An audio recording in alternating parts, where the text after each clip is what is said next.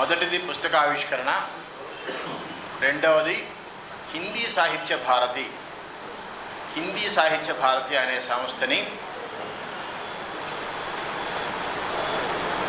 ఉత్తరప్రదేశ్ మాజీ శిక్షామంత్రి గారు, విద్యామంత్రి గారు రవీంద్ర శుక్ల గారు స్థాపించారు. హిందీ సాహిత్య భారతి అంతర్జాతీయం. దానికి అనేకమైన మహోన్నత ఆశయాలు ఉన్నాయి. ముఖ్యంగా భారతీయ విద్య, భారతీయ సంస్కృతి, భారతీయత దీన్ని సదా సంరక్షిస్తూ భారతీయ మూల విలువల్ని పటిష్టపరచడానికని అనేక కార్యక్రమాలు చేస్తున్నారు. సుమారుగా 5 సంవత్సరాలు 6 సంవత్సరాలు బట్టి దేశీయంగా అంతర్జాతీయంగా కూడా ఈ హిందీ సాహిత్య భారతి అనే సంస్థ చాలా పెద్ద ఎత్తున కొన్ని వేల మంది జీవిత సభ్యులతో ముందుకు నడుస్తున్నది. అలాంటి హిందీ సాహిత్య భారతి అనే సంస్థలో వాళ్ళు జరిపిన మీటింగ్స్కి నేను కూడా గత 4-5 సంవత్సరాలు బట్టి వరుసగా వెళ్ళడం జరిగింది. ప్రత్యక్షంగా వాళ్ళు చేసే కార్యక్రమాలు కూడా చూడడం జరిగింది. మేము వాళ్ళు చేసే కార్యక్రమాలు చూసి ప్రభావితమయ్యి ఇది దేశానికి పనికొచ్చే విషయం, ఇది మన భారతీయతని సంరక్షించే విషయం, భారతీయ సంస్కృతి, భారతీయ సాహిత్యం, భారతీయత ఇలాంటి అనేక ముఖ్యమైన విషయాలతో గుమికూడి ఉన్నది.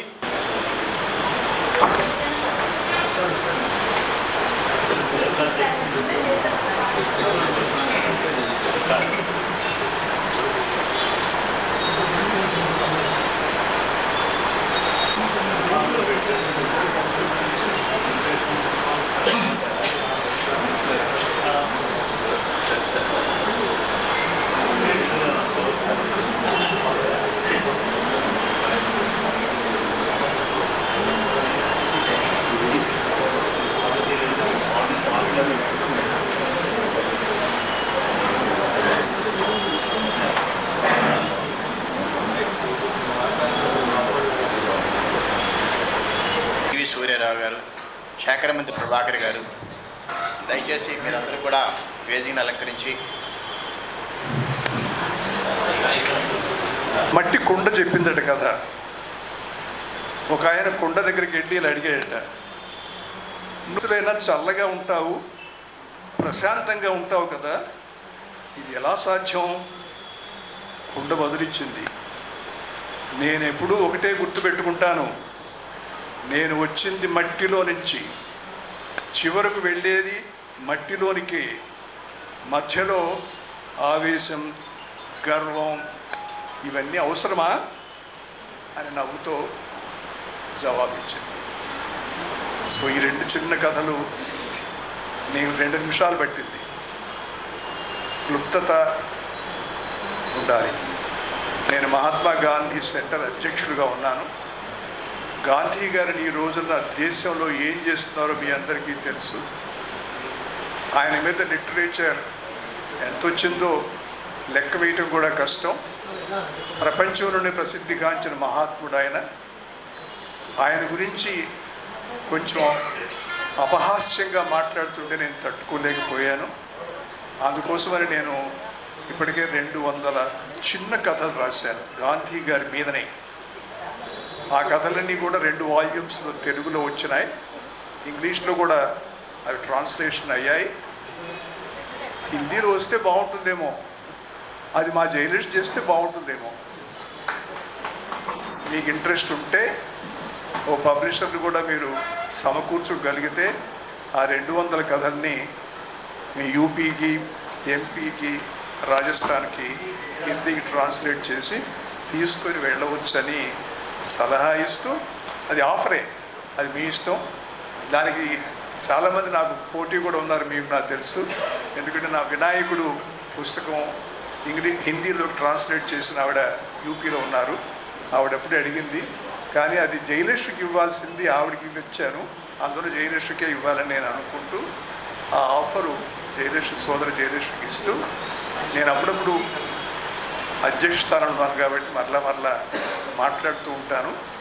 ఇందులో సమయ నిర్దేశం చేశారు. అందరికీ ఎవరి సమయం వాళ్ళకి తెలుసు. ఆ సమయం లేకుండా వాళ్ళు ఎక్కువ మాట్లాడితే నేను అక్కడ లేచి నిలబడతాను, వారు ఆపేయాలి. ఆ నిలబడినా ఆపకపోతే నేను ఇక్కడికి వచ్చి నిలబడతాను వారి పక్కన. ధన్యవాదాలు. ఇందులో 21 కథలు ఉన్నాయి చెప్పినట్టు. దీంట్లో విశేషత ఏంటంటే వైవిధ్యం కనబడింది అన్నమాట. వైవిధ్యం అంటే మానవ జీవితానికి సంబంధించినటువంటి వివిధ క్షేత్రాలకు సంబంధించిన పరిస్థితులను, యథార్థాన్ని దానికి మంచిగా మార్చుకోవడానికి పద్ధతులు ఏంటో అంటే పసిడి మనసు అని మొట్టమొదటి ఒక కథ. అందులో ఏంటంటే చిన్నపిల్లలు ఎంత పిల్లల్లో దేవుడు ఉంటాడు అంటారు కదా, పిల్లల్లో దేవుడు ఉంటాడన్న విషయం ఆ కథలో మనకి కనిపిస్తుంది అనమాట. ఆ పాప వాళ్ళ నాన్నగారిని అడుగుతుంది, నాకు గుండు చేయించేయమనేసి. సో స్కూల్కి ఆ తండ్రి ఆశ్చర్యపోతాడు, ఇదేం కోరిక బాబు అనేసి. ఎందుకు అలా అడుగుతుందంటే ఆ పాప తాలూకా మరొక క్లాస్మేట్స్ స్నేహితుడు అనమాట. ఆ పిల్లోడికి ఏదో బ్లడ్ క్యాన్సర్ బీనింగ్ స్టేజ్లో ఉంటే జుట్టు ఊడిపోతుంది, అందరూ ఏలకోవడం చేస్తున్నారు కాబట్టి అతనితో పాటు ఈవిడ కూడా వెళ్తే ఏలకోవడం చేయలేదు. అది బాల్యావస్థకి సంబంధించినటువంటి ఒక మంచి కథ అని నాకు అనిపించింది. అంటే మన దేశంలో స్త్రీలని ఎలాగ చూస్తున్నాం. ఆవిడ బల్గేరియా వెళ్ళి వచ్చారు కాబట్టి అక్కడ పరిస్థితి ఏంటి, విదేశాల్లో స్త్రీలకి ఎంత విలువ ఇస్తున్నారు అన్నది చాలా చక్కగా వివరించారు అందులో. అది నాకు నచ్చింది. అది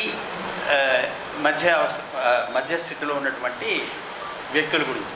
మూడవది ప్లానింగ్ అనే కథ రాశాను. ఈ వృద్ధాప్యంలో మనం ఎవరి మీద ఆధారపడవలసిన అవసరం రాకుండా మనందరం మనం చక్కటి జీవితాన్ని ఎలాగ గడపగలము అన్నది చెప్పారు ఆ కథలో. అంటే దీన్ని బట్టి మనకి ఏమర్థమవుతుందంటే ఈ కథాంజలి అనేటువంటి కథా సంకలనంలో మానవ జీవితానికి సంబంధించిన వివిధ క్షేత్రాలు, వివిధ అవస్థలు, వివిధ స్థితులను చాలా చక్కగా వర్ణించారు. రెండో విషయం ఏంటంటే హిందీ సాహిత్య భారతి ఇంచుమించుగా 2015లోనే ఎప్పుడో స్థాపించారు ఆయన గురించి మనకి ఆల్రెడీ చెప్పేశారు. విశేషత ఏంటంటే వైశ్విక క్షేత్రంలో ప్రపంచంలో మొత్తం అన్ని 37 దేశాల్లో దీని తాలూకా శాఖలు ఉన్నాయి. కొన్ని వేల మంది సభ్యులు ఇందులో ఉండి హిందీ భాషని ప్రచురించడానికి ప్రయత్నిస్తున్నారు. అందులో మనందరూ తర్వాత ఎవరు నాకు లేవడానికి అవకాశం ఇవ్వకుండానే ఆపేస్తారని అనుకుంటున్నాను. ఇప్పుడు కథాంజలి పుస్తక ఆవిష్కరణ 3 నిమిషాల సమయం కేటాయించారు. రాజశేఖర్ గారు, జయలక్ష్మి గారు ఆర్గనైజ్ చేయండి.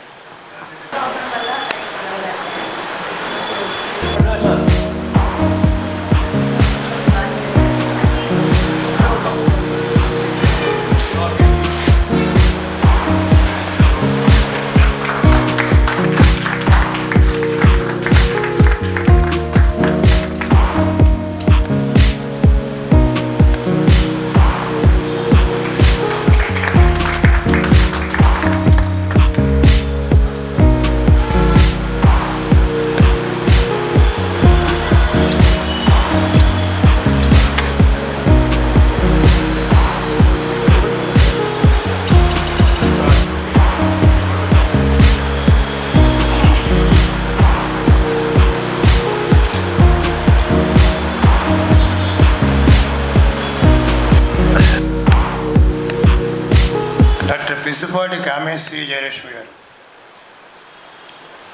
ఇంతకుముందు కూడా కొన్ని కథలు రాశారు, అనువాదాలు చేశారు. ఇందులో 20 కథలు ఉన్నాయి. సాధారణంగా కాలాన్ని బట్టి ఇంచుమించుగా 10-15 సంవత్సరాల కాలం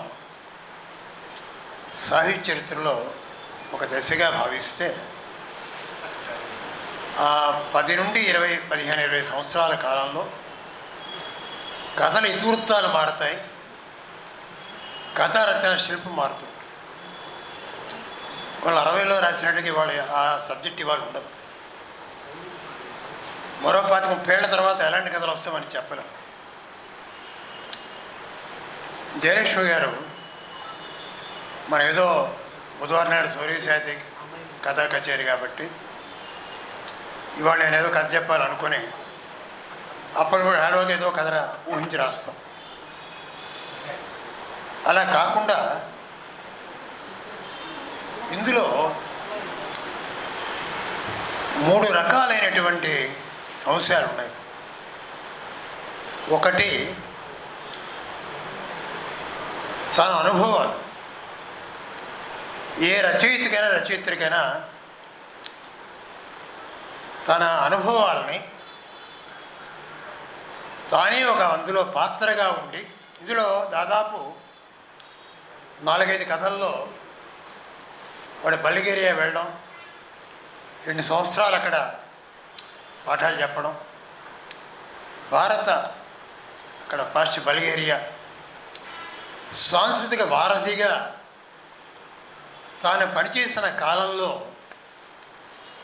అక్కడి విద్యా వ్యవస్థని కానీ, అక్కడి యువతరాన్ని కానీ, వాళ్ళ జీవన విధానాన్ని కానీ తాను అంచనా వేసినటువంటి దృష్టి ఏదైతే ఉన్నదో అది కొన్ని కథల్లో కనిపిస్తుంది. ఇది ఒక రకమైన అనుభవం. రెండవది 3 దశాబ్దాలకు పైగా ఒక అధ్యాపకురాలిగా విద్యార్థులతో ఉండే అనుబంధం. ఇవాళ యువతరం ఎలా ఉన్నారు, వాళ్ళ తల్లిదండ్రులు ఎలా ఉన్నారు, వాళ్ళ ప్రవర్తన ఎలా ఉంది, తరాల అంతరాలు ఎలా ఉన్నాయి అనేది ఒకటి. మూడవది రాజశేఖర్ గారు చాలా చెప్పారు వాళ్ళ పెళ్లి గురించి, ప్రేమ గురించి. అదే అనుభవమే.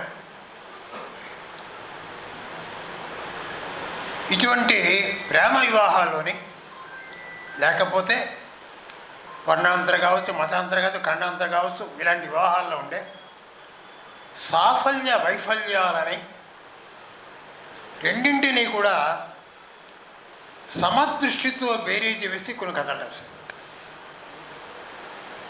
మొత్తం ఈ అన్ని కథలోని అంతఃసూత్రంగా ఒక మానవీయ చట్టం ఉన్నది, మానవీయ విలువలు ఉన్నాయి. ఎక్కువ మంది తన ఖర్చు డబ్బులు ఇవ్వలేదని, తన స్వేచ్ఛ ఇవ్వలేదని, తన ఇష్ట ప్రకారం తను జీవించలేదని అనుకునేవాడు ఎక్కువ. కానీ తన వ్యక్తిత్వాన్ని తన తండ్రి ఎలా ప్రభావితం చేశాడు, ఓ నీతిగా నిజాయితీగా నిలబడడానికి తండ్రి ఎలా దోహదం చేశాడు, ఆయన ప్రవర్తన ఏమిటి అంటే తండ్రి ప్రభావం తన మీద ఎలా ఉంది అన్నది చాలా అద్భుతంగా చిత్రీకరించారు. చాలా హాయిగా చదివించే కథ.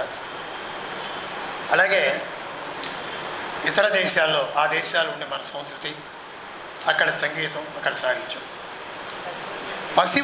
పసిడి మనసు చాలా గొప్ప కథ. ఎవరికైనా ఒక వైకల్యం కానీ ఒకటి ఏదైనా ఉంటే మనం హేళన చేస్తాం. పిల్లవాడు తాను కూడా గుండెకి ఎంచుకున్నాడు. ఎందుకు? ఒక అమ్మాయి అంటే తనతో చదువుకున్న పిల్లవాడికి పాపం క్యాన్సర్ వచ్చి ఆ థెరపీలో జుత్తంతా గుడిపోయింది, అందులో అవుతున్నారు. కానీ తనతో పాటుకి ఒక సహానుభూతి, తనలాగే మరికొందరు పిల్లలు కూడా ఉంటే అతనికి ఓదారు. అందుకు అతనికి సహానుభూతిగా అమ్మాయి తాను కూడా గుండె చేయొచ్చు. ఇది చాలా అద్భుతమైన ఆలోచన. ఇలాంటి ఆలోచన రావడం ఇది పసి మనస్సే కాదు, పసిడి మనసు. వ్యక్తిత్వ వికాస పాఠం లాంటి కథ ఇందులో ఉన్నాయి. ఇప్పుడు తొలి ప్రతిని శేఖరమంది ప్రభాకర్ గారు తీసుకొని వారి అభిప్రాయం 3 నిమిషాల్లో చెప్తారు.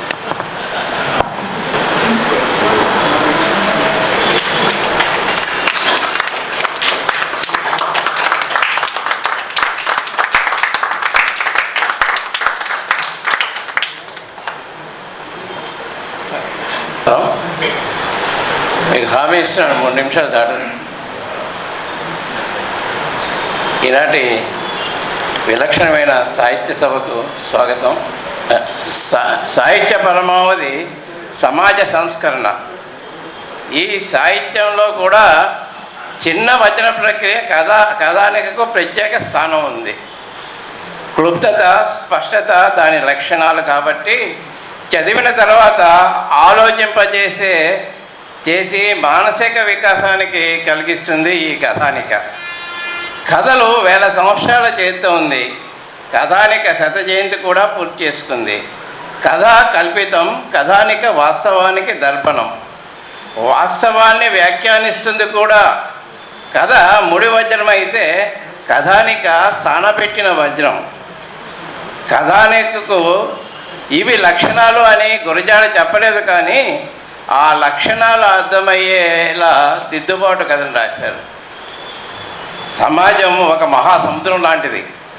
ఈ సముద్రంలో అన్ని విషయాలు అందరూ అనుభవించి తెలుసుకోలేరు. అందుకోసం కథానికలు తోడ్పడతాయి. భావాన్ని సరిగ్గా వ్యక్తీకరించడానికి భాష తోడ్పడుతుంది. కథా కథనాల మేలు కలయికే మంచి కథానిక. అంటే జయలక్ష్మి గారి కథలు అన్నీ కూడా కథనం రెండూ కూడా అద్భుతంగా మేళవించి ఉన్నాయి. చెప్పదలుచుకున్న విషయం ఎంత నిజమైన శిల్పంతో వస్తేనే కథనం బాగుంటుంది. ముడి వస్తువైన కథకు పసను పెంచే ధనం కథనం. కళాత్మకతే కథానికకు ఇంధనం. కళాత్మకే కథానికకు ఇంధనం.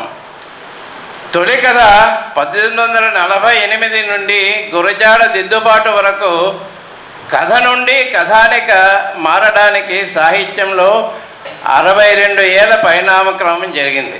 అంటే 1910 వరకు 1910 వరకు కథానికకు పరిమితులతో పాటు పరిపూర్ణతను కూడా. కథానికకు మొట్టమొదట వర్తిస్తుంది శిల్పం, రెండోది వాస్తవికత. కథానికకు శిల్పం, వాస్తవికత, జీవిత సత్యానికి సంబంధించిన ప్రయోజనం. చక్కని కావ్యాన్ని కథానికగా చెప్పవచ్చు, చిన్న భావన కూడా కథానికగా మార్చవచ్చు. అదే విజయలక్ష్మి గారు ఈ కథానికలో చేశారు. కథానిక వారమాస పత్రికల్లో ప్రచురితమైతే దాని జీవితం కొన్ని వారాలు, నెలలు మాత్రమే. అదే కాకుండా కథానికలు సంపుటులుగాను సంకలనాలుగాను వస్తే జీవితాంతం అది పొడిగించబడుతుంది. సంపుటి అంటే ఒక రచయిత కథల సంపుటి, సంకలనం అంటే విభిన్న రచయితది. నేను పైన చెప్పిన కథానిక లక్షణాలన్నీ డాక్టర్ పికే జయలక్ష్మి గారి కథా సంపుటి కథాంజలిలో ఉన్నాయి. ఈమె ప్రత్యేకత ఇతివృత్త స్వీకరణ. మంచి ఇతివృత్తం తీసుకున్నారు. ప్రతిదీ కూడా అద్భుతమైన ఇతివృత్తాలు ఉన్నాయి. మానవీయ విలువలు, సామాజిక బాధ్యత, సంఘ బాధ్యత, సంస్కృతి, సంప్రదాయం, కుటుంబ విలువలు, ఆప్యాయతలు, దేశ విదేశాల సంస్కృతులు, చెన్నైసూరి పద్యతంత్రంలోని తరహాలో కూడా ఇదే పక్షుల చేత ఒక చక్కటి కథ కూడా ఉంది. రమణీయమైన నవ్య వ్యంగ్య కథానికలు ఇలా ఎన్నో ఉన్నాయి. కథానికల పాఠకుల్ని తొలి నుండి తుది దాకా ఉత్కంఠతో చదవగలిగేవాళ్ళే. జయలక్ష్మి గారి కథలన్నీ కూడా మొదలు పెడితే తుది వరకు మనం చదవకుండా ఉండలేము. అలాగే మన చుట్టూ జరిగే ఎన్నో సన్నివేశాలు, సమస్యలు, సాంస్కృతిక, సామాజిక, మానవీయ విలువల పుష్పమాలికతో తెలుగు కథామ తల్లికి సమర్పించే నీరాజనం ఈ కథాంజలి. అలాగే ఇక్కడ వచ్చిన విషయం చెప్పాలి. ఈ మధ్య మా సౌహృదయ సాహిత్యలో కథా కచేరీ జరిగింది. అంటే మంచి కథ అంటే ఏంటో. అప్పుడు ఈ పసిడి మనసు కథ చదివారు ఆవిడ కథ చదివేసి వెళ్ళిపోయిన తర్వాత మా సభ్యులందరూ ఆ కథ గురించి డిస్కస్ చేసుకుంటున్నారు. తర్వాత ఒక వారం రోజులు ఆ కథ గురించే అందరూ ఫోన్లో మాట్లాడుకోవడం జరుగుతున్నారు. అంటే ఒక మంచి కథకు ఉండే లక్షణం అదనమాట. మనం చదివి ఇంకొకరికి చదవాలి, చదివించాలి. అదే ఒక 10 సంవత్సరాల తర్వాత ఇదే కథ చదివితే మనందరి మనసులో ఉండిపోవాలి. అలాగే అఖిల భారత సాహిత్య పరిషత్తుకి నేను 2011లోనే పర్మనెంట్ మెంబర్ అయ్యాను. తర్వాత అప్పుడు కూడా రవీంద్ర శుక్ల గారు ఉన్నారు, ఝాన్సీలో కూడా వెళ్ళాను నేను. తర్వాత ఇప్పుడు హిందీ సాహిత్య భారతి నిర్మించారు. దీని ద్వారా సౌహృద సాహితీ రెండూ కలిపి బహుభాషా కవి సమ్మేళనం కూడా నిర్వహిద్దామని, ఏమైనా కార్యక్రమాలు కూడా చేద్దామని కూడా అనుకుంటున్నాం. నాకు ఈ అవకాశం ఇచ్చిన నిర్వాహకులకు ధన్యవాదాలతో మేము భవనేరు సేకరణ ప్రభాకర్ సార్. ఎక్కడో అది 1800 అయిపోయినాయి అనుకుంటాను. ఇప్పటికి నేను లేద్దాం అనుకున్నప్పుడు ఆయన పేపర్ ముడిచేసారు ఆయన, అందులోనే లేవలేదు. కానీ 3 నిమిషాలు మాత్రం తక్కువ, 4 నిమిషాల పాటు.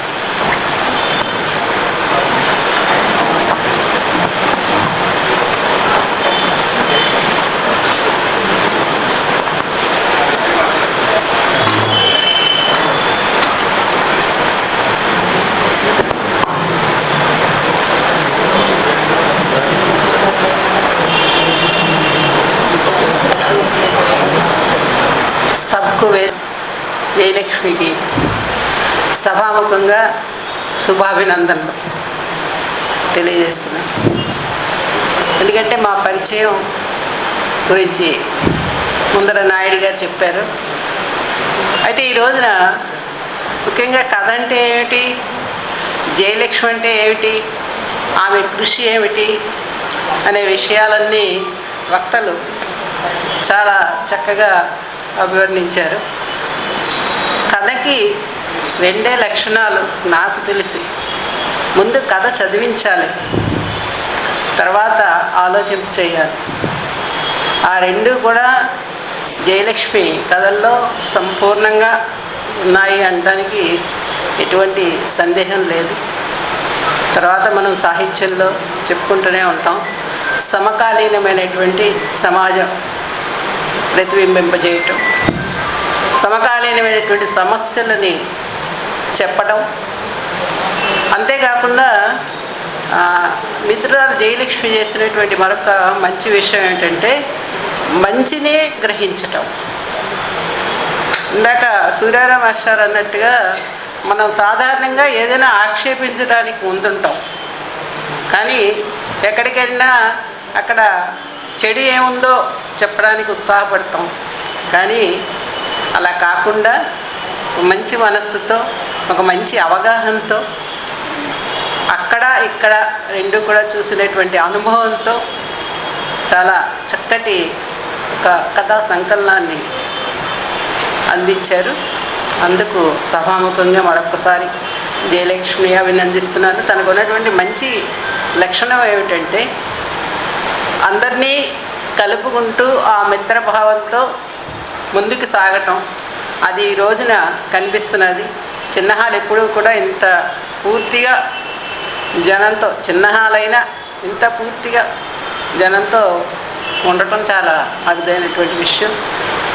ఆ ముఖంగా ఆ దంపతులిద్దరినీ కూడా అభినందిస్తూ ఆశీర్వదిస్తూ సెలవు. ఆవిడ ఆ కథ నేను స్వాతిలో చాలా కాలం క్రితమే చదివాను. నేను అది తను రాసిందని నాకు తెలియదు. అప్పుడు చాలా సంతోషం. ఆ పసిడి మనసు గుర్తొచ్చినప్పుడు మా కనకమహాలక్ష్మి గారు మాట్లాడారు. ఆ అమ్మవారు మన కనకమహాలక్ష్మి విశాఖపట్నానికి ఎంతో, మీరు మాకు అంతేనమ్మా. నేను లేవకుండానే మీరు మానేశారు కాబట్టి మీరు మరి ధన్యవాదాలు చెప్పాలి. మల్లాప్రగడ రామారావు గారు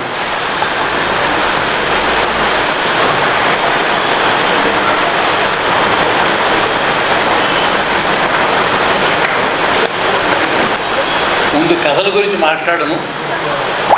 రాజశేఖర్ గారికి జయలక్ష్మి గారికి రాసి పెట్టి ఉండబట్టి ఆఖరి సీట్ ఆవిడకి వచ్చింది.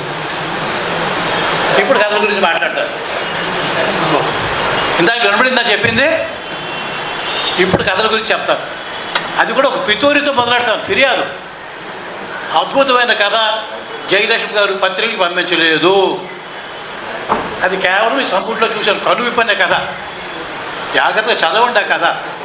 ఎంతటి పాజిటివ్ దృక్పథం ఉందో, సానుకూల దృక్పథం ఉందంటే ఆ కథలో అమ్మాయికి క్యాన్సర్తో బాధపడుతోంది, విపరీతమైన నొప్పి తట్టుకోలేకపోతుంది. తల్లి అక్కడే సేవ చేస్తోంది. డాక్టర్ వచ్చి సెడేషన్ ఇస్తుంటాడు.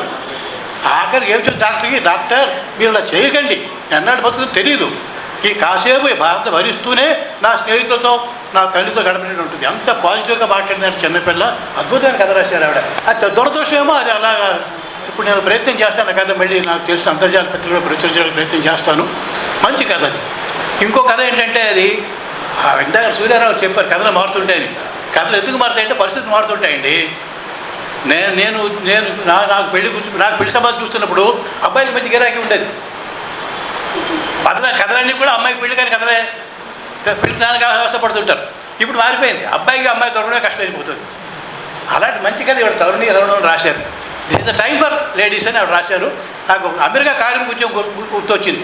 అమెరికాలో మొదటి కార్మిక ఉద్యోగం ప్రారంభం కానప్పుడు యూనియన్లో మెంబర్గా ఉన్నట్టయితే ఉద్యోగం ఇచ్చేవారు కాదు. అది ఆఖరి ఎలా వెళ్ళిందంటే కార్మిక సంఘాలు బలపడిన తర్వాత కార్మిక సంఘంలో సభ్యులు అయితే తప్ప ఉద్యోగం తీసుకోవడానికి వీల్లేదు. ఇవన్నీ మారిందనుకోండి, మనకు కూడా ఎప్పుడో ఒకప్పుడు మళ్ళీ బ్యాలెన్స్ వస్తుంది. స్త్రీ పురుషుల పెళ్లి సంబంధాల విషయంలోని ఒక బ్యాలెన్స్ ఏర్పడుతుంది. మంచి కథ రాశారు. ఇంకో మంచి కథ ఏంజల్.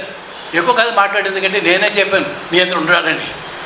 ఏంజల్ అనే కథ ఆ చివరి మంచి చమక్కది. ఆ అత్త ఊర్లో లేడు, ఇంట్లో ఉంటుంది ఆవిడ. సాయంకాలం పార్కులోకి వెళ్తుంది. ఎక్కడో ఎండుటాకుల మీద చప్పుడు వినబడుతుంది. గాబరా పడుతుంది, ఎవరు వస్తారో ఏ అత్యాచారం జరుగుతుందో అని. కొలాప్స్ అయిపోతుంది. కొలాప్స్ అయిపోయిన తర్వాత ఆవిడ చుట్టూ నలుగురు ఉంటారు. అమ్మ ఎందుకు భయపడతావు? మేము నీకే హాని తల్లిపెట్టేవాళ్ళం కాదు, నీకు క్షేమం గురించి వచ్చాము మేము క్షేమంగా ఇంటి దగ్గర దిగబెడతాం అని ఆ 4 జీవులు ఆవిడ ఇంటి దగ్గర దిగబెట్టాయి. ఎవరా జీవులు? కుక్కలు. ఎంత అంటే ఆ కుక్కలు అక్కడ చూడగానే ఆవిడ ధైర్యం, మానసిక ధైర్యం వచ్చింది. ఆవిడ నన్ను ఎవరు ఇబ్బంది పడలేరని చెప్పి అంత మంచి కథలు రాశారు ఆవిడ. చాలా బాగుంది. నేను ఒకటే మాట చెప్తాను, ఈ నియంత్రణ స్వాగత సమయంలో కూడా పెట్టుకోవాలి. ధన్యవాదాలు. ఈ విశాలాక్షి గారు మాట్లాడతారు.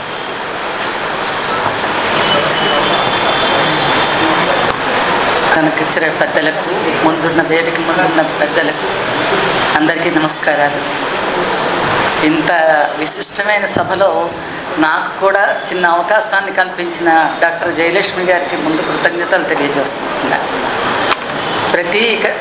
జయలక్ష్మి గారు ఎంత ఆత్మీయంగా పలకరిస్తారో ఈ కథాంజలిలో ప్రతి కథ అంత ఆత్మీయంగా ఒక పలకరింపు, కథ చదివిన తర్వాత ఒక విధమైన పులకరింపు కలుగుతాయి. తైత్రేయోపనిషత్తులో చెప్పబడినట్లు మాతృదేవోభవ, పితృదేవోభవ, ఆచార్య దేవోభవ అన్న విషయాల్ని ఇక్కడ ఉటంకించి ప్రతి కథలోని ఏదో ఒక సందేశాన్ని ఆ కథ మనకు అందజేస్తుంది. ఏదో చెప్పాలని తపన, ఒక అధ్యాపకురాలకి ఉండేటువంటి మంచి స్వభావం, గుణం ఏదైతే ఉందో ఆవిడలో పరిపూర్ణంగా అది ఉందని నేను విన్నవించుకుంటున్నాను. ఎన్నో కథలు కనెక్ట్ అయ్యి నేను అసలు స్వయంభంగా అనుభవాలు అయ్యో నా అనుభవాలు ఈవిడికి ఎలా తెలుసు అనేటువంటిది. ఇంతకు మునుపు కూడా ఒక కథలో, ఈ కథా సంపుట్లో, అది ఇప్పుడు ప్రస్తుతం అప్రస్తుతం నాకు తెలియదు కానీ అది చదువుకున్న పుస్తకావిష్కరణకి స్టాఫ్లో ఉన్న అందరినీ పిలిచినప్పుడు ఎవరు వస్తూ ఉంటారు, ఎవరు రారు. తర్వాత ఎలా జరిగింది నీ పుస్తకావిష్కరణను కూడా ఎవరు అడగరు, కానీ ఆయాలు మాత్రం వచ్చి అడుగుతారు. ఆ కథ ఇప్పటికి నేను మర్చిపోలేను. జయలక్ష్మి గారు రాసిన కథ ఎలా జరిగిందమ్మా, మా స్కూల్లో మా ఆయాలు వచ్చి నన్ను అడిగారు, అమ్మా పుస్తకావిష్కరణ బాగా జరిగిందా అని. అనుకున్నాను అనమాట, ఈవిడికి ఎంత బాగా హృదయాన్ని పట్టుకోవడం ఆవిడికి తెలుసు బాగా. ఎంత అద్భుతమైనటువంటి కథలు రాశారు. కథలు నేను చెప్తాను, పెద్దలందరూ ఆ కథలన్నింటినీ చేసినది చర్వించడం అవుతుంది, మళ్ళీ తిరిగి నేను అదే విషయాన్ని చేయడం. కానీ ఆ సెకండ్ ఇన్నింగ్స్ అన్న కథ ఒకటి, అందులో స్మార్ట్ వైఫ్ అన్నది, నేను స్మార్ట్ వైఫ్ కాదు, శీర్షిక అలా పెట్టారు. కానీ ఎంత నొప్పి వస్తుందో, కానీ అంత మతిమరుపు. అంటే మనకి ఇష్టమైన అంశాలు డాక్టర్ పట్టాభిరామ్ గారు చెప్తారు, మనకి ఇష్టమైన అంశాలు అయితే జీవితాంతం గుర్తుంటాయి, లేని వెంటనే మర్చిపోతుంటాం అని. నేను కూడా పాఠశాలకు వెళ్తున్నప్పుడు చాలా అన్నీ మర్చిపోతుంటాం. అలాంటిది పోలీస్ స్టేషన్లో ఉన్నాను, కారు భర్త తీసుకెళ్ళాడని తెలుసు, కానీ ఆవిడ మర్చిపోతుంది. పోలీస్ కంప్లైంట్ ఇస్తుంది, నా కారు ఎవరో తీసుకుపోయారని. అతను వచ్చి నేను పోలీస్ స్టేషన్ బాగా వచ్చేస్తున్నారని, నేను కారు ఇలాగ పోయిందని ఫోన్ చేస్తే, పోవడం ఏంటి, మొహం పోలీస్ స్టేషన్లో ఉన్నాను, నువ్వు చేసిన నిర్వాకానికి ఇక్కడ పోలీసులు నన్ను వదలటం లేదంటే క్యాబ్ చేయించుకుని పరిగెడుతుంది. నిజంగా ప్రతి కథ 21 కథలు కూడా ఎంతో ఒక పక్క విజ్ఞానాన్ని సందేశాన్ని అందిస్తూనే సమాజంలో జరుగుతున్న రుగ్మతలన్నిటికీ ఒక వైద్యం చేసినట్లు అనిపించిన ఆ కథల్లో ప్రతి కథలోని ఎంతో కొంత సందేశాన్ని ఇచ్చి ఒక అధ్యాపకురాలుగా కృతకృత్యురాలయ్యారని, ఇంకా అద్భుతమైన సాహిత్యాన్ని సృష్టించాలని, ఆ సాహిత్య భారతికి ఆవిడ కథాంజలి స్వరూపంలో పుష్పాంజలిని అందించారని వినయపూర్వకంగా తెలియచేసుకుంటూ ఈ అవకాశం ఇచ్చిన వేదికకు శిరసా ప్రణామాలు. ధన్యవాదాలు. నమస్కారం.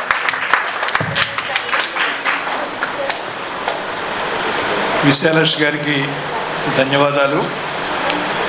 మీరందరూ గమనించుంటారు కదా, నేను చెప్పిన కథ ప్రకారం అందరివి కోడి కూతలే.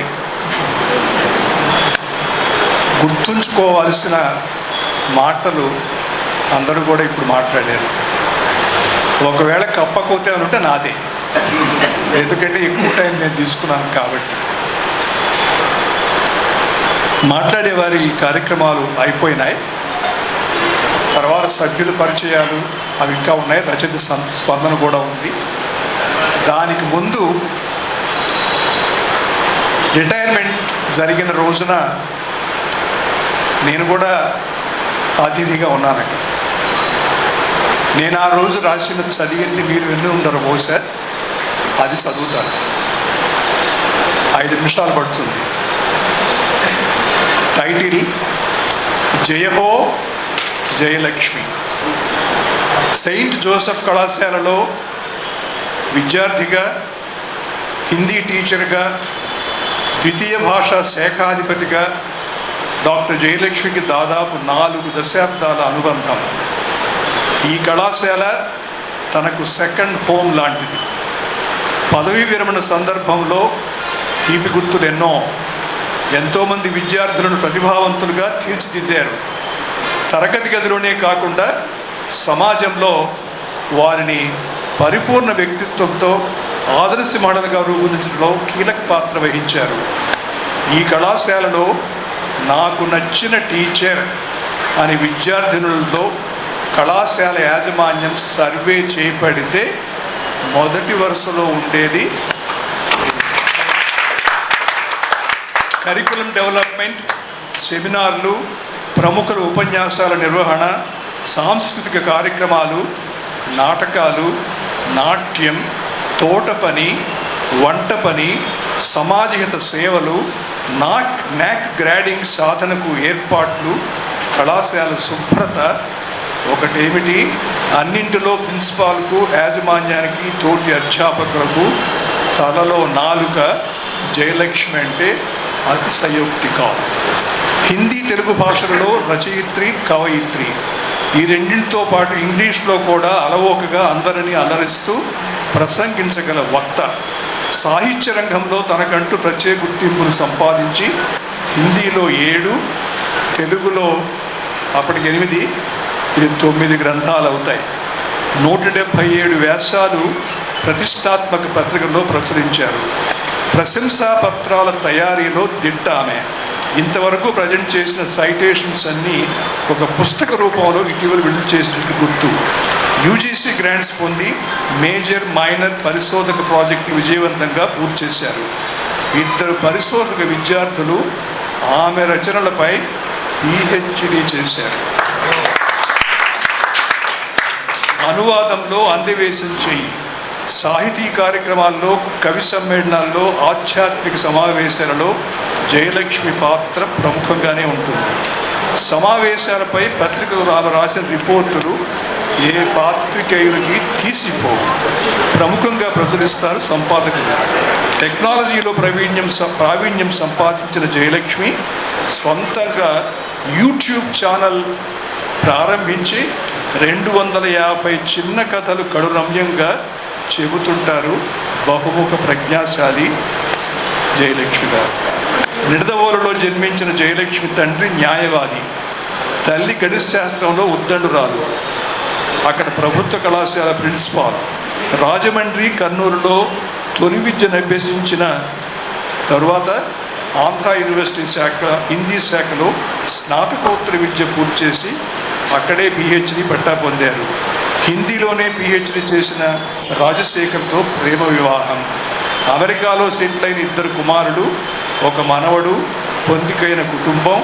భర్త రాజశేఖర్ హిందీ ఆఫీసర్గా డ్రెడ్జింగ్ కార్పొరేషన్ నుండి పదవి విరమణ చేశారు. ఆయన ప్రస్తుతం లాయర్గా ప్రాక్టీస్ చేస్తున్నారు. డాక్టర్ జయలక్ష్మి బల్గేరియాలో కొన్ని సంవత్సరాలు హిందీ పాఠాలు చెప్పి మాతృదేశానికి తిరిగి వచ్చారు. తాను రాసిన కొన్ని పుస్తకాలు నేను ఆవిష్కరించాను. ఆమె నిర్వహించిన అనేక సెమినార్లో అతిథిగా పాల్గొన్నాను. నేను కూడా ఎన్నో విషయాలు ఆమె దగ్గర నేర్చుకున్నాను. పదవి విరమణ చేయబోతున్నారు. పదవికి విశ్రాంతి, కానీ ఆమె సాహితీ ప్రయాణానికి విరమణ ఉండదు. సాహిత్యం కోసం మరింత సమయం ఆమెకు అందుబాటులో ఉండబోతున్నది.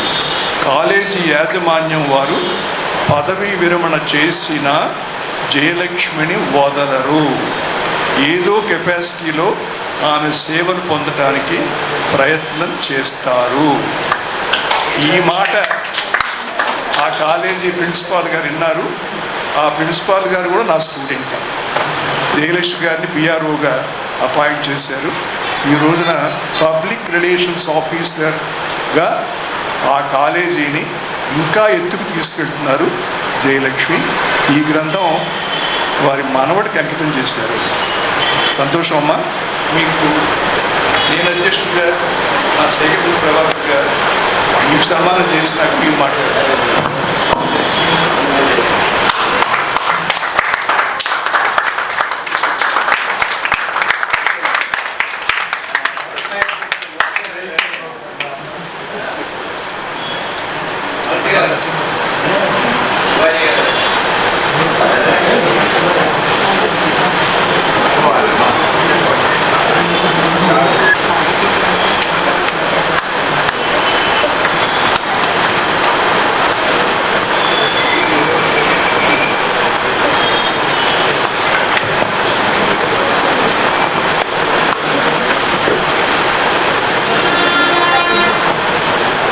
ప్రియ మిత్రులకు, నేను ఇష్టపడే వ్యక్తులకు, ఇష్టపడే వాళ్ళే వచ్చారు అందరూ ఇష్టంగా, అందరికీ నా హృదయపూర్వక ధన్యవాదాలు తెలియజేస్తున్నాను. పిలిచిన వెంటనే రావడం నాకు చాలా ఆనందంగా ఉంది.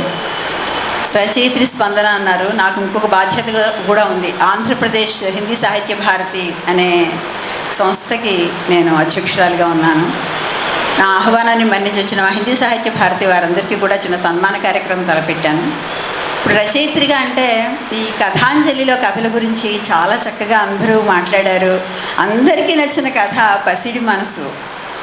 అది నిజంగా జరిగిందా అంటే ఒక ఇన్సిడెంట్ చూసి నేను రాసుకున్నాను. అది క్యాన్సర్ వచ్చిన పిల్లల కోసం వాళ్ళకి జుట్లు తయారు చేయడం కోసం విగ్గులు ఇవ్వాలని చెప్పి వాళ్ళు హెయిర్ కలెక్షన్ క్యాంప్ పెట్టారు. కొన్ని సంస్థల వాళ్ళు వచ్చి కాలేజీలకు వచ్చి జుట్టు కలెక్ట్ చేయడం అనమాట. అది విగ్గుగా తయారు చేసి క్యాన్సర్ కేమోథెరపీతో జుట్టు పోతుంది కదా, వాళ్ళకి ఇవ్వాలని. అది చూశాక నాకు ఎందుకో దీన్ని ఒక ఇతివృత్తంగా తీసుకొని కథ రాస్తే బాగుంటుందేమో. ముఖ్యంగా స్కూల్ పిల్లలు, వాళ్ళకి ఇలాంటివి తెలియాలి. ఒకళ్ళు కష్టంలో ఉంటే మనం ఏ రకంగా వాళ్ళకి తోడ్పడగలం. ఒక పిల్లాడు గుండు చేయించుకుంటే తప్పేం కాదు, కానీ వాడు అంత బాధపడుతున్నప్పుడు తోటి విద్యార్థిని చాలా మంచి జడలు పెద్ద జుట్టు ఉన్న అమ్మాయి కూడా అబ్బాయి కోసం తను జుట్టు ఇచ్చేయడం. ఇంకా దీంట్లో ముఖ్యమైన విషయం ఏంటంటే ఆ అమ్మాయి తండ్రి చాలా వేధిస్తూ ఉంటాడు ఈ అబ్బాయి తల్లిని. ఒకే ఆఫీస్లో పనిచేస్తూ ఉంటారు. రోజు ఏదో రకంగా విసిగించడం, వేధించడం. అలాంటి ఆయనకి ఇంత మంచి కూతురు, వేరే వాళ్ళ బాధకు చూసి స్పందించి చలించిపోయిన అమ్మాయి. ఇది నాకు చాలా నచ్చిన కథ. అందుకే పసిడి మనసు అని పెట్టాను. డి అన్నది బ్రాకెట్లో పెట్టాను. పసి మనసు కాదు, అది పసిడి మనసు అని. అలాగే ఏంజల్ కథని కొంచెం సరిగ్గా అర్థం చేసుకోలేకపోయారేమో మల్లాప్రగడ రామారావు గారు. ఏంజల్ కథని అమ్మాయి కాదు అక్కడ అందరూ అనుకుంటారు. కథ చూపించే విధానంలో నేను అందరికీ కూడా ఒక సస్పెన్స్ని తీసుకొచ్చాను. అది అంతా అమ్మాయి స్వగతంగా చెప్తున్నట్టు, ఎవరో పాపం వాళ్ళ హస్బెండ్ ఊరెళ్ళాడేమో అలాగే అనుకుంటున్నారు కూడా. కానీ ఏంజల్ అన్నది కుక్క పిల్ల. వాళ్ళ ఆ అబ్బాయితో ఇష్టంగా పెంచుకున్న కుక్క. అది ఒకరోజు ఆ అబ్బాయి బయటికి వెళ్ళినప్పుడు భయపడిపోతుంది, వెంట పడుతుంటాయి. కానీ అవి చెప్తే ఇష్టం కాదమ్మా, కుక్కం ఇప్పుడు ఇలాగే కలిసిమెలిసి నేను ఇంట్లో జాగ్రత్తగా దింపేస్తాను, ఇంట్లో దింపేస్తాయి అన్నమాట. అది ఏంజల్ కథ. అది కూడా ఇలాగే స్వగతంగా కథ. ఇలా కథలన్నీ బల్గేరియాలో నాకు చాలా నచ్చిన వాతావరణం అక్కడ. కొన్నిసార్లు బాధ అనిపించేది, కానీ కొన్నిసార్లు వాళ్ళ వైపు నుంచి ఆలోచిస్తే వాళ్ళ జీవన విధానానికి అది కరెక్టేమో అనిపించింది. కాబట్టి నేను బల్గేరియా కథల్లో మంచి తీసుకున్నాను. అక్కడ వాళ్ళు ఎలా ప్రవర్తిస్తారో, కుటుంబ వ్యవస్థకి విలువివ్వరు అక్కడ. చాలా బాధాకరమైన విషయం ఏంటంటే పేరెంట్స్ ఎంత పెద్దవాళ్ళైనా సరే వేరే ఉండాల్సిందే. పిల్లలు కూడా 14-16 ఏళ్ళ తర్వాత వాళ్ళు వెళ్ళిపోతారు, వాళ్ళకి నచ్చినట్టు వాళ్ళు ఉంటారు. పిల్లలు పర్మిషన్ అడగరు, వెళుతున్నామని చెప్తారు, ఇన్ఫామ్ చేస్తారు అంతే తప్ప వాళ్ళతో కలిసి ఉండాలని కోరుకోరు. అలాంటి సమయంలో ఎలా అనిపిస్తుంది, వాళ్ళతో పాటు ఉన్న అత్తగారు ఎంతో సంతోషపడుతుంది. ఈ ఇండియా నుంచి వచ్చిన ఫ్యామిలీకి ఆవిడ భోజనానికి పిలిచిందంటే తను కూడా వచ్చి సాయం చేస్తుంది అన్నమాట కోడలికి.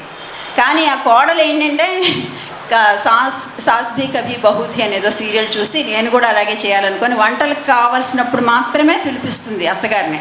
వంట అయిపోతుంది ఇంకా వెళ్ళిపోవచ్చు అనమాట, ఆవిడ పనికి మాత్రమే పిలుస్తుంది.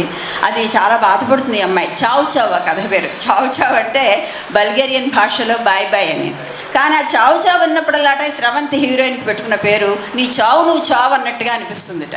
ఎందుకంటే ఇలా వెళ్ళిపోయిన తర్వాత అమ్మాయి తల్లికి ఆవిడకి ఆరోగ్యం బాగుండదు, జ్వరంగా ఉంటుంది. అయినా సరే నువ్వు ఇంటికి వెళ్ళిపోవాల్సింది ట్యాక్సీ బుక్ చేసి పంపించేస్తుంది. అదేంటి ఆవిడ ఎలా పెడతారంటే ఏం పర్వాలేదు, మా దేశంలో ఇంతే, మేము ఇలాగే ఉంటాం మాకు.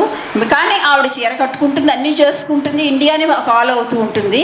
కానీ సాస్ భీ కభీ బహూ థీ అన్నది ఆ సీరియల్లోట అత్తగారిని అలాగే పిలిపించి అవసరం వాడుకోగానే పంపించేస్తుంది. కాబట్టి నేను కూడా అదే ఫాలో అవుతున్నా. అంటే మన ప్రసార మాధ్యమాలు విశ్వవ్యాప్తంగా ఎంత భ్రష్టు పట్టిస్తున్నాయి భారతీయ సంస్కృతిని. ఎందుకంటే చాలామంది అనుకరించాలనుకుంటారు భారతీయ సంస్కృతిని, కానీ మనం అంతవరకు దాన్ని నిలబెట్టుకోగలుగుతున్నాం అంటే కొంచెం మన తప్పులు కూడా ఉన్నాయి, మనం అలాంటి ఎగ్జాంపుల్ ఇస్తున్నామా అన్న ఆలోచన. ఇలా ఈ కథలన్నీ కూడా నాకు అనిపించినవి, నేను స్పందించి రాసినవి, అవేవి కూడా ఊహల్లోకి వెళ్ళినవి కావు. కొంత కల్పన అవసరం కథలకి, కల్పన జోడించాను తప్ప ఆ ఇతివృత్తం అనేది ఖచ్చితంగా మన మధ్యలో ఉన్నదే. మనుషులం కదండి, ఎక్కడి నుంచి వస్తాయి కథలు, అంశాలు అనేవి మనలోంచే వస్తాయి.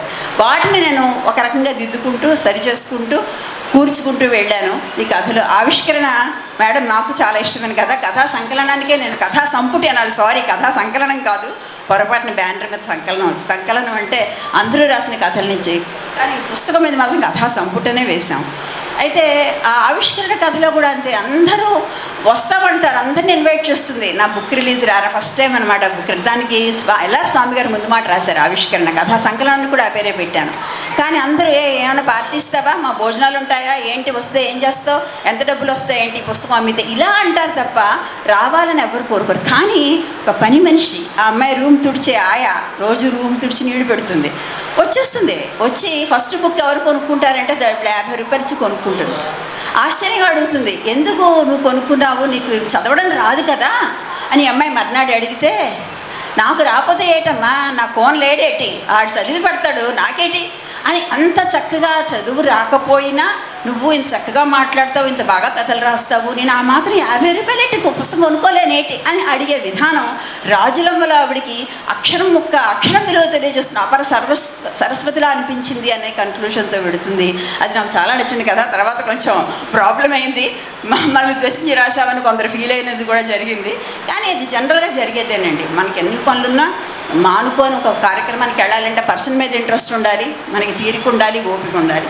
ఇలాంటి కథలు పంచతంత్రం ప్రాణులే ప్రశ్నిస్తే, అది కూడా నాకు అంటే చాలా కథలు, ఏ కథ అయినా సరే ఇప్పుడు ఎవరికి పిల్లలకి ఏ పిల్ల ఇష్టం అంటే ఎవరేం చెప్తారండి, పిల్లలందరూ సమానమే, మన పిల్లలే కదా. అలాగా స్టూడెంట్స్ ఎవరంటే ఇష్టం అంటే అందరూ నా స్టూడెంట్సే, నా సెయింట్ జోసెఫ్స్ పిల్లలే అవ్వచ్చు, లేదా నేను వారం వారం చెప్పే శిశు వికాస్ పిల్లలే అవ్వచ్చు, ఎవరైనా నా పిల్లలే. అలాగే కథలన్నీ కూడా నేను రాసినవే కాబట్టి ఈ కథ ఇష్టం. అన్ని పాత్రల పట్ల నాకు సమానమైన ప్రేమ ఉంటుంది, నేను దేనికి కూడా అన్యాయం చేయను. వాళ్ళు ఆ పరిస్థితుల్లో బిహేవ్ చేస్తున్నారేమో అనుకొని వాళ్ళ వైపు నుంచి ఆలోచించి రాసినవే తప్ప ఎవరిని ప్రత్యేకంగా ఒక మనిషిని పాయింట్అవుట్ చేస్తూ రాసింది కాదు. ఈ కథల గురించి చక్కగా విశ్లేషణ చేశారు సూర్యారావు గారు. క్షమించాలి సార్, టైం అలా మేము రాసుకున్నాము. నేను అసలు రామరాజు విశాలక్ష్మి గారు ఏంటి, మా కనకమహాలక్ష్మి గారు ఎంత చక్కగా కథల గురించి, కథలలో ఉండేటువంటి చాలా ఇంపార్టెంట్ కీలకమైన విషయాల గురించి చాలా అద్భుతంగా వాళ్ళు చెప్పడం, ఒక సెషన్ పెట్టుకొని కథలు. ఎందుకంటే ఇంకో మంచి విషయం చెప్పాలి, ఈ మధ్య నాకు మన ఆంధ్ర విశ్వవిద్యాలయం నుంచి జానకిరామ్ అనే విద్యార్థి, పరిశోధక విద్యార్థి, నా కథల మీద పిసిపాటి జయలక్ష్మి, కామేశ్వరి జయలక్ష్మి కథలు పరిశీలన అనే విషయం మీద శోధకులు అంటే ఒక పరిశోధనాభ్యాసం రాసి సమర్పించడం జరిగిన రిటైర్మెంట్ రోజు ఆగస్టు 30న అబ్బాయి సబ్మిట్ చేశాడు. ఈ మధ్య వైవా అయింది, పిహెచ్డి అవార్డు అయింది. నాకు చాలా సంతోషం అనిపించింది. అంటే పర్వాలేదు, నాకు ఒకటే చిన్న వెలితి ఉండిపోయింది. నేను ప్రాజెక్ట్స్ చేశాను, విదేశాలు కూడా వీళ్ళని ఎంఫిల్స్ చేయించిన, నేను పిహెచ్డీ చేయించలేకపోయానే గైడ్గా అన్నది చిన్న అసంతృప్తి లోపల ఉంది. కానీ నేనే ఒక పరిశోధక వస్తువుగా ఉపయోగపడతానని ఎప్పుడు అనుకోలేదు. నా కథల మీద మారిషస్లో ఒక అమ్మాయి 20లో అమ్మాయికి వచ్చింది పిహెచ్డీ, మారిషస్ స్టూడెంట్కి. ఇప్పుడు ఈ మధ్య జానకిరామ్కి కిందటి వారమే అతనికి పిహెచ్డీ అవార్డు. ఈ రకంగా కథలు రాస్తున్నప్పుడు మనం చుట్టుపక్కల ఇతివృత్తాలు తీసుకుంటాం, మన స్పందన రాస్తాం. మనసుకి చాలా ఆనందాన్ని ఇస్తాయండి కథలు రాసేటప్పుడు. రాసిన తర్వాత చదువుకుంటున్నా, ఇలా పెద్దలు మాట్లాడుతున్నా చాలా ఆనందంగా, ఈ కథ నేను అలాగైతే అనుకొని రాశానో అదే పాయింట్ని వాళ్ళు క్యాచ్ చేసి దాని మీద మాట్లాడితే ఇంతకంటే ఆనందం, ఇంతకంటే మంచి అనుభూతి ఇంకోటి ఉండదు. ఇంత మంచి అవకాశం నాకు ఇచ్చినందుకు చాలా చక్కగా మా మాస్టర్ బాలమోహన్ దాస్ గారు, మా స్టార్ ఆయన. ఎందుకంటే మా సెయింట్ జోసెఫ్స్ కాలేజీలో సెమినార్ అంటే నేను నా హిందీ డిపార్ట్మెంట్ ఇప్పటికి 15 చేస్తాము, 15 సంవత్సరాలుగా, సంవత్సరానికి 1 కొన్నిసార్లు 2 నాకు మాస్టర్ రావాలి గెస్ట్గా. అలాగే మా కృష్ణబాబు గారు, వాళ్ళిద్దరూ కూడా మాకు చాలా ఆదర్శ గురువులు. మా ప్రిన్సిపల్ గారికి గురువు గారు కాబట్టి మా ప్రిన్సిపల్ ఫస్టే చెప్తారు, బాలమోహన్ దాస్ అని పిలవండి, ఇది మాస్టర్ వస్తే he comes and very happy అని చెప్పి ఆవిడ ఎప్పుడు కూడా ఎంకరేజ్ చేస్తారు సార్ని రమ్మడానికి. అలాగే శేఖరమంత్రి ప్రభాకర్ గారు చాలా చక్కగా విశ్లేషణ చక్కగా రాసుకొచ్చి అదే టైంలో ఆయన పూర్తి చేయడం.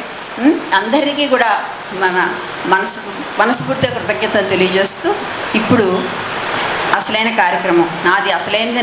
అసలైనది కాదని కాదు.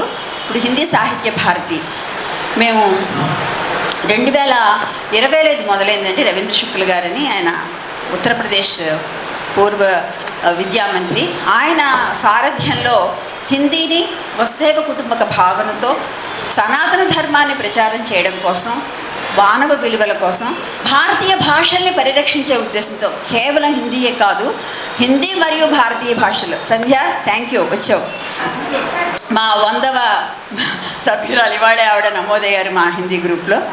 ఈ రకంగా ఆయన హిందీ కోసం చాలా చేస్తూ సౌత్లో కూడా, అంటే కేవలం ఒక ప్రాంతానికే పరిమితం కాకుండా దక్షిణ భారతదేశంలో కూడా హిందీతో పాటు చెప్పాను అప్పుడే 3 లాంగ్వేజ్ ఫార్ములా మేము బాగా ఫాలో అవుతాం సార్, మీలా కాదు, మీరు ఒక భాషే మాట్లాడతారు హిందీలో, హింदी మీకు మెయిन, लेकिन हमारे लिए 3 भाषाएं हैं, हिंदी जानते हैं, अंग्रेज़ी बहुत अच्छी तरह जानते हैं, मातृभाषा जानते हैं, पड़ोस राज्यों की भाषा जो है तमिल और मलयालम भी थोड़ा बहुत हम समझ सकते हैं. మాకు ఎంత ఉంది, మీరు ఒక్క మాట మీరు మీ హిందీ కాకుండా ఇంకోటి మాట్లాడగలరా అని డైరెక్ట్ క్వశ్చన్. అవును, అందుకే మాకు భారతీయ భాషలు అన్నీ మనకి ముఖ్యమే. కాబట్టి సనాతన ధర్మాన్ని, భారతీయ భాషల్ని, వీటన్నిటిని సాధించగలిగేది మన దక్షిణం నుంచే మొదలవ్వాలి ఈ యొక్క ఉద్యమం అని ఒక సంస్థను ఆయన నెలకొల్పారు. దాంట్లో నేను ఆంధ్రప్రదేశ్కి నన్ను అధ్యక్షురాలిగా ఇక్కడికి వచ్చాక నాకు ఒక బాధ్యత. ఎందుకంటే ఆంధ్రాలో నువ్వు ఎంతమందిని నువ్వు జాయిన్ చేయగలవు, హిందీ అసలు ఉంటుందా, హిందీని ఇష్టపడతారు. కొందరు అక్కడికి ఆల్రెడీ చెప్పేశారు, అక్కడ సెకండ్ లాంగ్వేజెస్లో తీసేస్తున్నారండి, తెలుగు హిందీ పరిస్థితులు ఏం బాగాలేవని.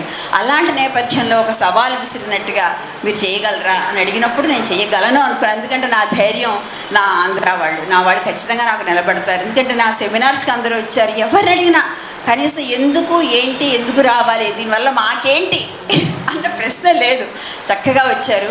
ఇప్పుడు ఈ కార్యక్రమంలో కథాంజలి పుస్తకావిష్కరణ పెడుతూ దాంతోపాటు మా సభ్యులందరికీ మనస్ఫూర్తిగా, ఎందుకంటే కేవలం విశాఖపట్నమే కాదండి, చుట్టుపక్కల అంటే విజయనగరం, శ్రీకాకుళం, అటువైపు చిత్తూరు, కడప, మన కర్నూలు, హైదరాబాద్ నుంచి నలుగురు చేరారండి. అంటే తెలంగాణ అయినా సరే ఈ రకంగా మనందరం ఒకటే, భిన్నతామే ఏకత అన్నది మన నారా. దాని ప్రకారంగా వేరు వేరు రాజ్యాల వాళ్ళమైనా సరే, వేరు వేరు రాష్ట్రాల వాళ్ళమైనా సరే అందరం కలిసికట్టుగా పనిచేయాలి. హిందీకి మనం ఏం చేయగలం, మన స్టూడెంట్స్కి మనం ఏ రకమైన వాల్యూస్ ఇవ్వగలుగుతున్నాం, ఇవన్నీ కూడా కేవలం భాష వల్లే సాధ్యం అవుతుంది. ఈ భాషను మనం సరిగ్గా పిల్లలకు తీసుకెళ్ళాలి, దాంతోపాటు మానవ విలువలను కూడా మనం నేర్పించాలి అనే సత్సంకల్పంతో ఇది మొదలుపెట్టాం. ఇప్పుడు ఒక్కొక్కళ్ళని నేను ఆహ్వానిస్తున్నాను. వచ్చి ముందుగా మా హిందీ సాహిత్య భారతి తరపు నుంచి ఈరోజు వేదిక మీద ఉన్న పెద్దలకి వాళ్ళు కొన్ని వస్త్రాలు అంటారు, వాటిని షాల్ అనొచ్చేమో, వాటితో సత్కరించి తర్వాత సభ్యులందరినీ పిలుస్తాం.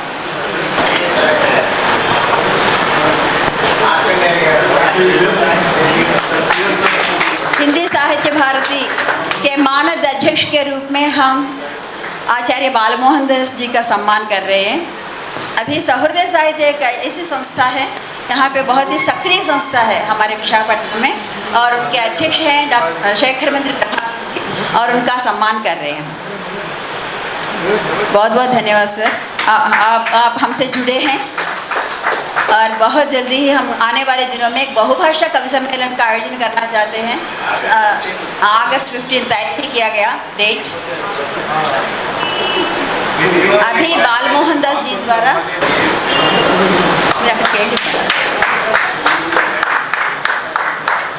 प्रमुख साहित्यकार डॉक्टर डी सूर्याराव जी का सम्मान हो गया अभी, और हमारे हिंदी साहित्य भारती के आदरणीय मानद अध्यक्ष वरिष्ठ हिंदी अधिकारी डॉक्टर एस कृष्ण बाबू जी, हमारे प्रेरक गुरु, उनका सम्मान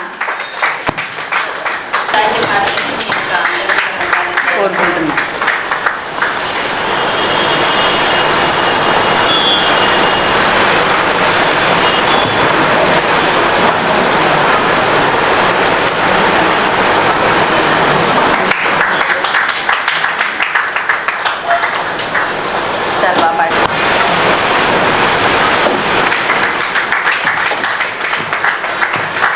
ये हमारे हिंदी साहित्य भारती के सदस्य हैं, वे सम्मान ग्रहण कर रहे हैं।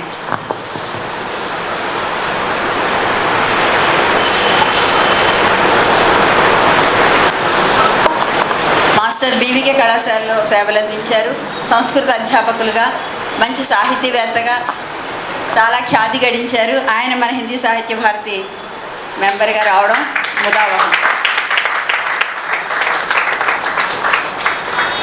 తర్వాత హైమ గారు, డాక్టర్ హైమ చాలా చక్కగా యూట్యూబ్లో వాటిల్లో కూడా మనకి గూగుల్ లింక్స్ క్రియేట్ చేస్తూ చాలా తప్పండి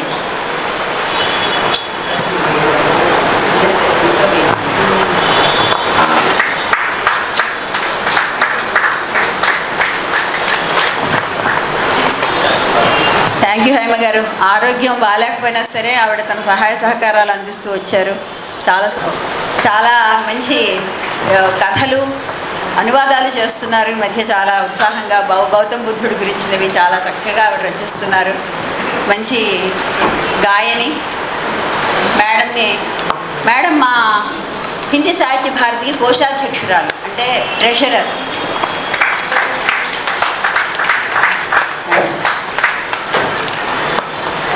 ఏప్రిల్ నెలలో పుస్తకావిష్కరణ జరిగింది, ఆఖిర్ కబ్ తక్ గోరంత దీపం అని మల్లాప్రగడ రామారావు గారు రాసిన తెలుగు పుస్తకానికి హిందీ అనువాదం। ఆశ ఇప్పుడు కూడా ఉన్న సభ్యులు కావాలంటే అవ్వచ్చు। అందరికీ స్వాగతం।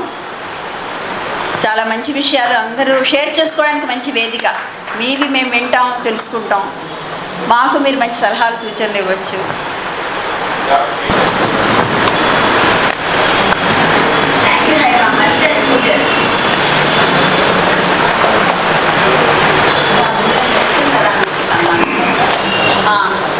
ఇప్పుడు ఎవరు వరుసగా అంటారు, కళారత్న అవార్డు కూడా వచ్చింది మేడం మన ఉగాది సమయంలో।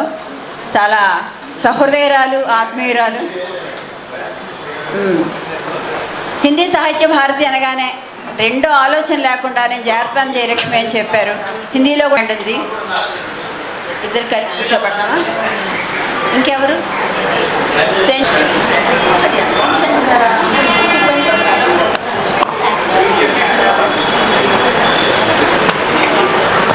ఆఖిర్ కబ్ తక్ లాస్ట్ మంత్ రిలీజ్ అయిన బుక్ని ఇప్పుడు మీ అందరికీ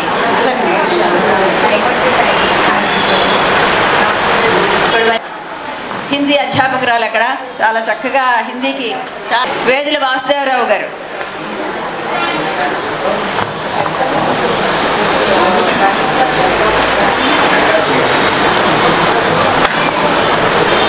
बहुत सारे మాట్లాడుకుంటా పోట్లాడుకుంటా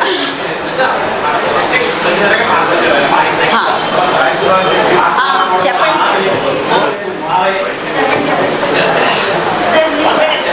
సాహిత్య భారతి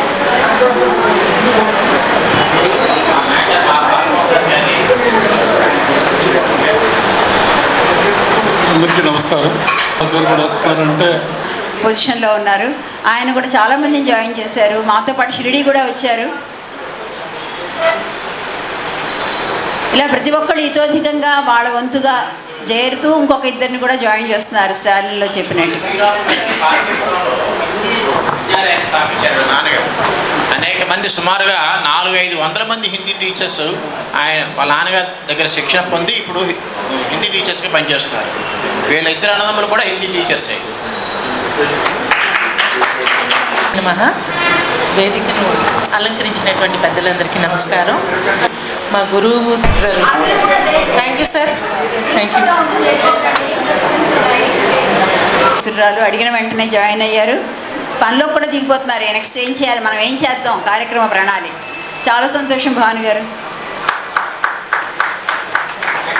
నెక్స్ట్ శ్యామల, నా student 95 batch Saint Joseph's first batch student మా శ్యామల రావడం నాకు చాలా ఆనందంగా ఉంది. తను హిందీ టీచర్గా చేస్తుంది. వాడు శ్రీవారు కూడా వచ్చారు. శ్యామల నువ్వు చేరాలంతే అన్నాను. ఇంకా అంతే, క్వశ్చన్ లేదు. మేడం మీరు చెప్పారు నేను చేరిపోతానంతే. और ऐसी संभ्रांत महिला हमारे ग्रुप में है, बहुत गर्व की बात है. बहुत अच्छा लग रहा है मैम आपकी उपस्थिति हमारे साथ. Thank you. बहुत बहुत धन्यवाद जी.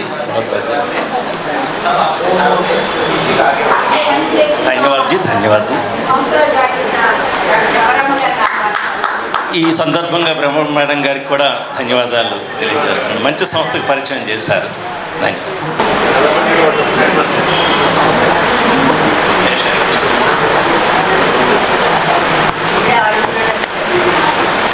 सम्मानित सभा को मेरे thank you very much madam. Hindi book Hindi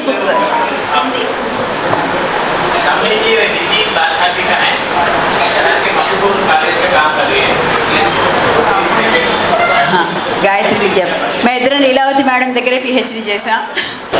అతి శాంత सुशील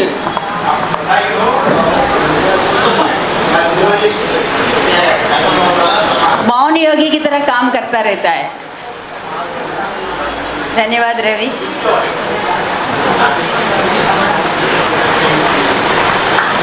Srinivas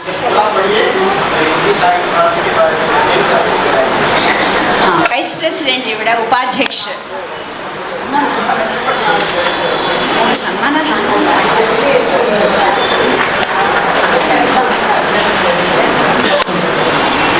thank you very much. Thank you Anita ఇప్పుడు సన్మానం చేయాలి మనం.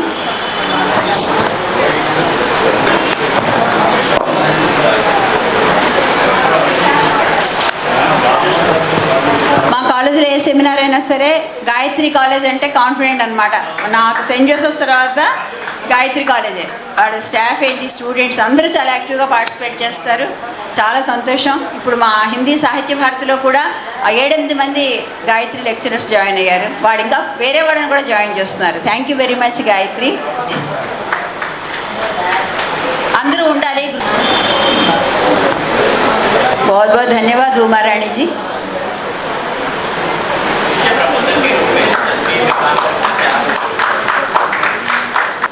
और ईस्टर्न नेवल कमांड अక్కడ राजभाषा अधिकारी के रूप में उन्होंने सेवाएं दी है. और जब भी कार्यक्रम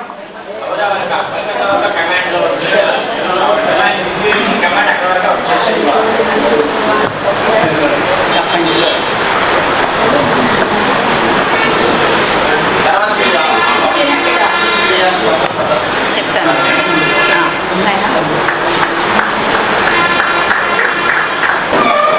రాజశేఖర్ గారు అన్నగారు, అన్నయ్య గారి కూతురు గారు వచ్చారు. రమాదేవి ఎంఆర్ఓగా చేస్తున్నారు.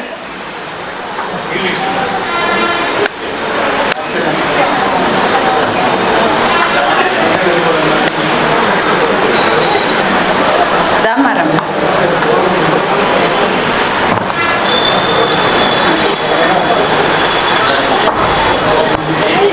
भातृप्रेम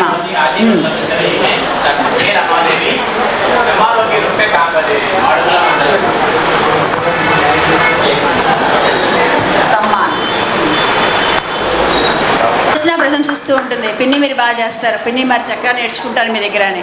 అలా ఎంత సంతోషంగా ఉంది. హిందీ బుక్ సార్, బుక్ ఇవ్వండి సార్, బుక్ ఇవ్వండి.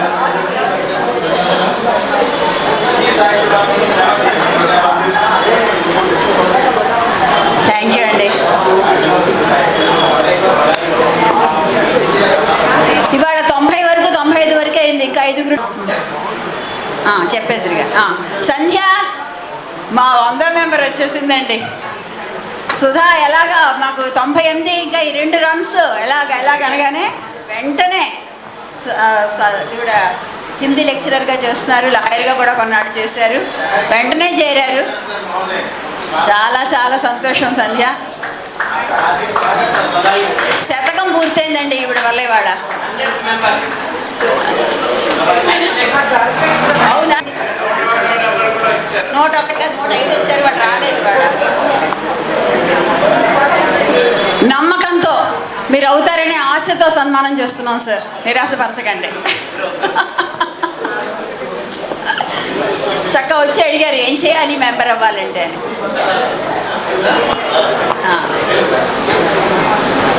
చాలా చాలా సంతోషం సార్. మీరు ఎక్కడి నుంచి వచ్చారు? ఈ ఊరేనా?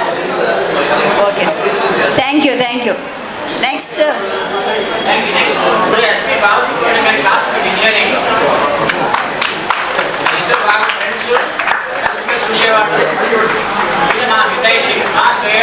మా ఫ్లాట్ ఎదురుకుండా ఉంటారు. ఆర్ఎంపీలో అత్యంత ఉన్నతమైన పదవిని అధిష్ఠించి 25 సంవత్సరాల 23 సంవత్సరాలు.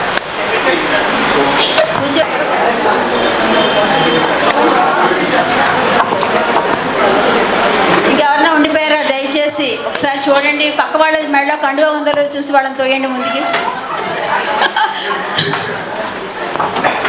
ప్లీజ్. ఈ రూమ్ అంతా కలర్ఫుల్గా ఉండాలి, అన్నీ ఆరెంజ్ కలర్సే కనిపించాలి. ఈ ఫోటో మోడీ గారికి పంపిస్తారండి. సంస్థాపక రవీంద్ర శెట్టి గారికి మొత్తం ఇండియా అంతా పెడుతుంది వీడియో. చూసారా ఆంధ్రాలో ఎంత బాగా చేస్తున్నారని మీ అందరినీ పొగుడుతారు. స్పందిస్తూ మాధ్యమ సే thank you madam ji, thank you very much.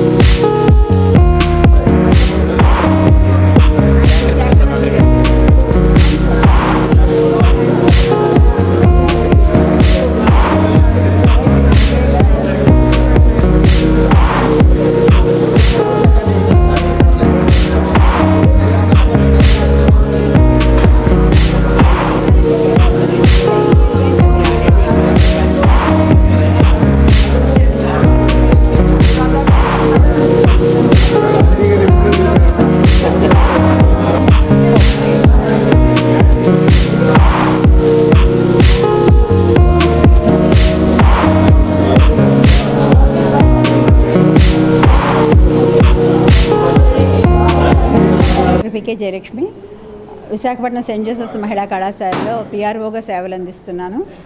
మరియు ఇక్కడ హిందీ సాహిత్య భారతి ఆంధ్రప్రదేశ్ శాఖకి నేను అధ్యక్షురాలిగా ఉన్నాను. ఇవాళ నేను రాసినటువంటి కథాంజలి అనే పుస్తకాన్ని విశాఖపట్నం పౌర గ్రంథాలయంలో మన విశ్రాంత ఉపకులపతి ఆచార్య నాగార్జున విశ్వవిద్యాలయం ప్రొఫెసర్ బాలమోహన్ దాస్ గారు ఆవిష్కరించారు.